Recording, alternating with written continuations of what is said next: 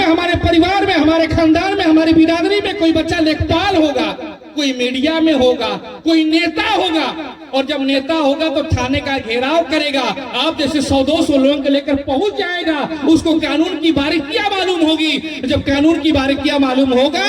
तो दरोगा साहब को मजबूर कर देगा कि आप संविधान के मुताबिक पेन चलाओ, अन्यथा इस कुर्सी की आ रही है कि हमें सम्मान और स्वाभिमान जो मिलना चाहिए। बाबा साहब भीमराव अम्बेडकर ने जो संविधान लिखा, उस संविधान के मुताबिक आज भी हम वंचित हैं। हमें सोचना पड़ रहा है कि सिद्धार्थ नगर नाम तो गौतम बुद्ध के ऊपर पड़ गया, लेकिन सिद्धार्थ नगर में आज भी जिस प्रकार से एक जाति विशेष के लोग विधायक बनते हैं, एक जाति विशेष के लोग सांसद बनते हैं, और एक जाति विशेष के लोग जब उच्च पदों पे चले जाते हैं, तो हमारी गिनती क्या है? सवाल इसका है कि ये जितनी अति पिछड़ी जातियां हैं, जिसमें हम भी हैं, ये अति पिछड़ी जातियां अगर सामाजिक न्याय के पायदान पर अगर हम देखें तो आप बताइए, अगर आपके घर में अभी कुछ व्यवस्था हो जाए, कोई अकारण रूप से कोई घटना घट जाए, तो हमारी पुलिस चौकी पे और थाने पे सुनने वाला कोई नहीं है,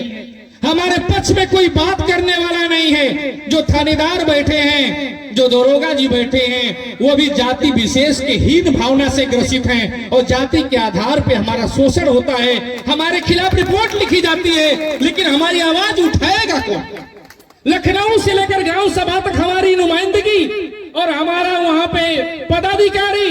नगर मात्र हैं। तो सवाल मेरे माताओं, बहनों, मेरे भाइयों इसका है कि आजादी के 75 साल 77 साल बीतने के बाद भी हम किस पायदान पे हैं और हम कैसे आगे बढ़ेंगे? क्या जिस प्रकार से हम लोगों ने या हमारे पूर्वजों ने सामंतवादियों का दर्द सहा है, सामंती लोगों की उलाहना सुनी है, उनके दास बनकर रहे हैं, क्या हम चाहते हैं कि हमारे बच्चे भी, हमारे पोते भी उसी प्रकार से जीवन यापन करें, या उनकी जीवन दशा बदलना चाहते हैं? और जीवन दशा बदलना चाहते हैं तो मात्र दो ही विकल्प है हमारे पास। एक विकल्प है कि आप अपने बच्चों को अंग्रेजी माध्यम के स्कूल में पढ़ाएंगे,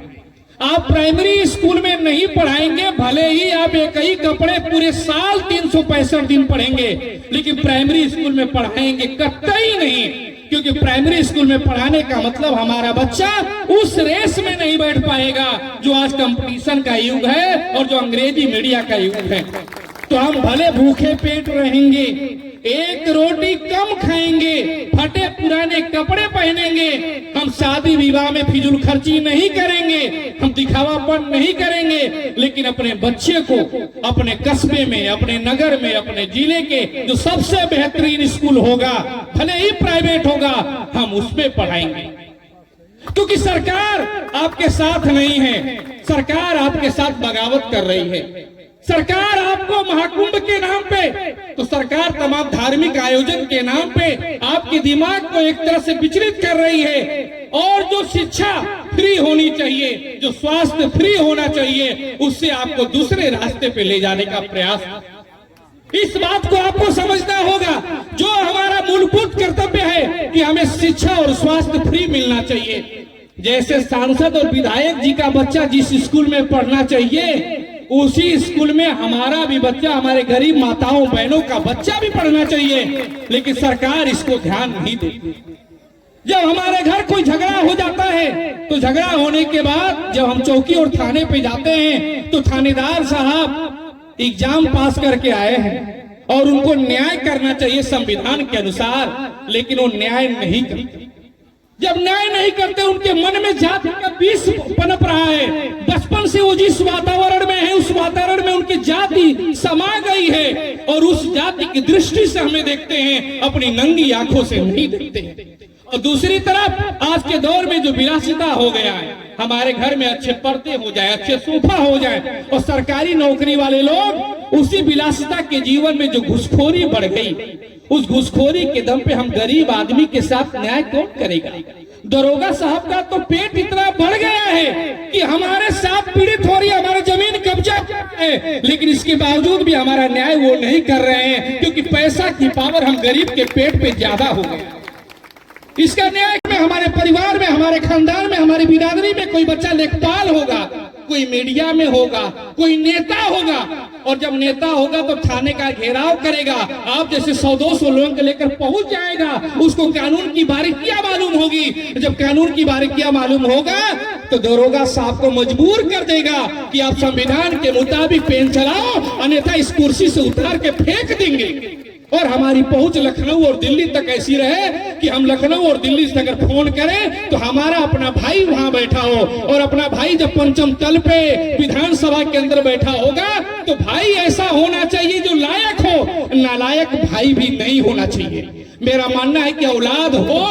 तो अच्छा हो, अगर नालायक औलाद है तो भगवान बेऔलाद कर देना, लेकिन नालायक औलाद मत देना। अगर हमारा प्रधान हो, हमारा बीडीसी हो, हमारा जिला पंचायत हो, हमारा विधायक हो, हमारा सांसद हो, तो ऐसा हो जो हम गरीबों की, हमारी बिरादरी के लोगों की सुने। ऐसा नहीं है कि उसके अंदर अहंकार आ जाए, वो घमंडी हो जाए। अगर घमंडी हो तो संविधान में बाबा साहब ने एक ताकत दी है, 5 साल के बाद उसको हटा देना, और जिंदगी में पूरे खानदान अगर लग जाए तभी भी उसको कभी जिताना मत। उसी को जिताना जो तुम्हारे सुख दुख में काम आए, क्योंकि 500 रुपया और मुर्गा पे कभी बिकना मत। अच्छा, बड़ा एक साहू समाज का जो भक्त चौपाल कार्यक्रम आयोजित किया गया है, इस चौपाल के माध्यम से साहू समाज का क्या नेतृत्व है?